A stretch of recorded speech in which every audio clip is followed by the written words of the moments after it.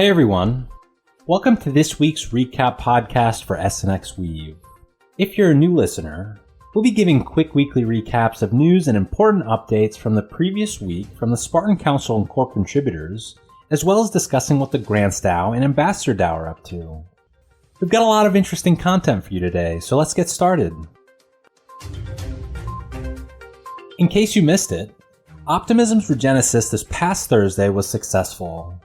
This was their biggest update in history, meaning EVM equivalence is now live on optimistic Ethereum.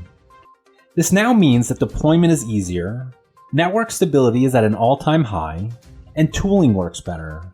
Optimism tweeted that the core network is back online, so you can go transact, deposit, etc., but some supporting services will be coming back on a rolling basis.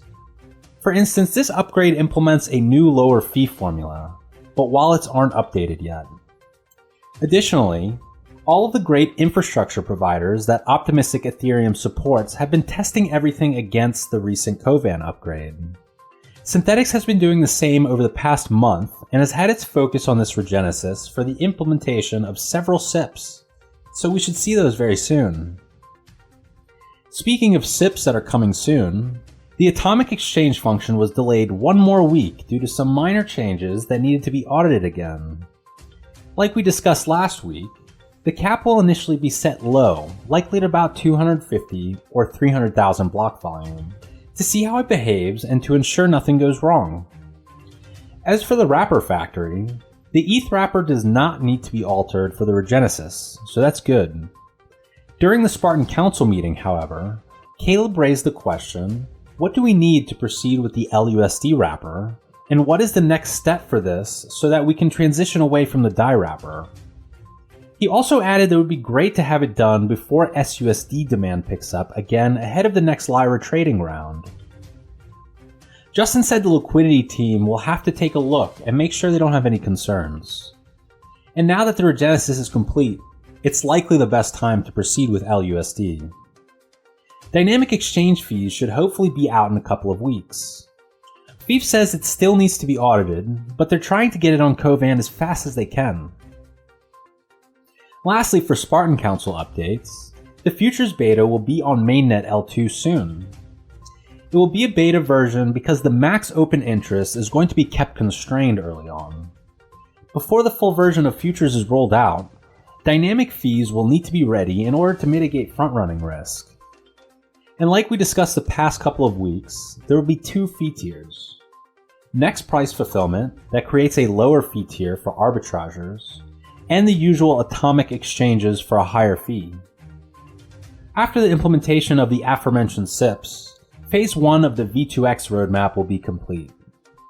In Grants DAO news, I'm sure you saw the announcement yesterday about the GDAO's upcoming retroactive public goods project. But if not, check out our blog post for a link to the article that we partnered with the Grants DAO to write.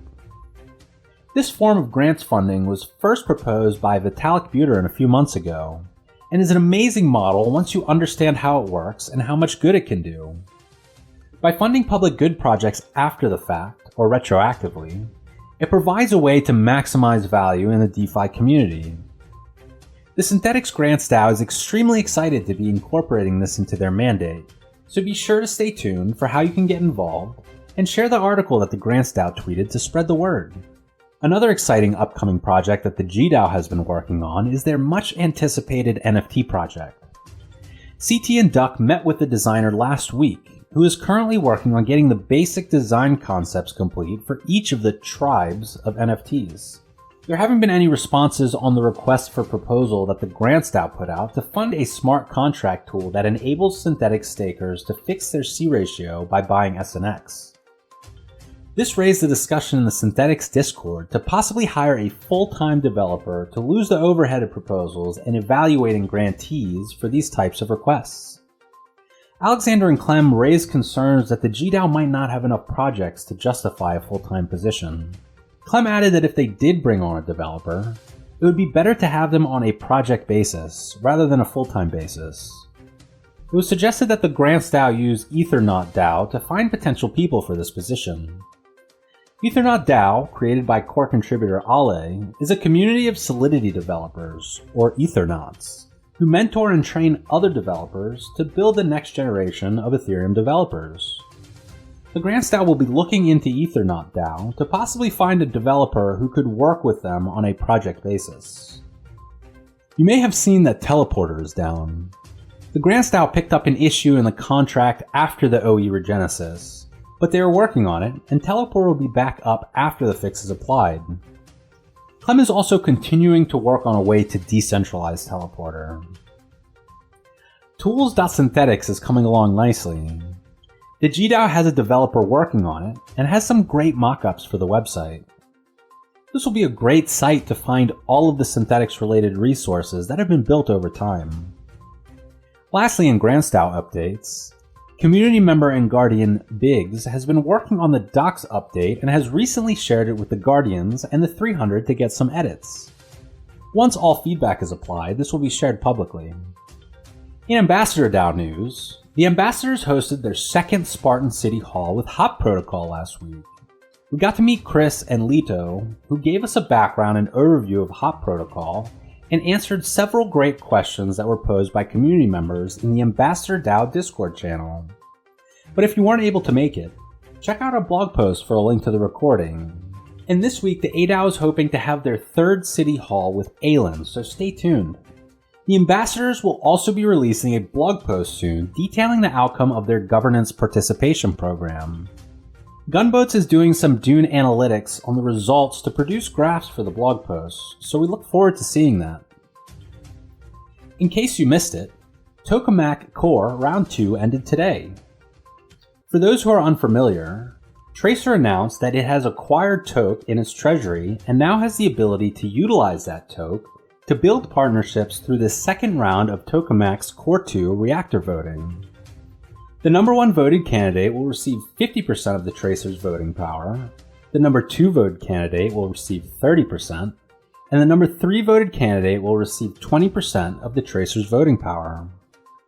Synthetic secured third place, therefore receiving 20% of the Tracer's voting power. Thank you to everyone who voted to make this possible. Lastly, in ADAO updates, you probably also know about the ENS airdrop that happened last week. And based on feedback from the community, the Ambassador DAO applied as delegates for ENS governance. So feel free to delegate your ENS to the ADAO multisig if you want to help support their mission. And that's it for today's updates. Be sure to check out our weekly recap blog post, share this podcast link, and let us know what you think and what you'd like to hear more about from SNXweave. Thanks for listening.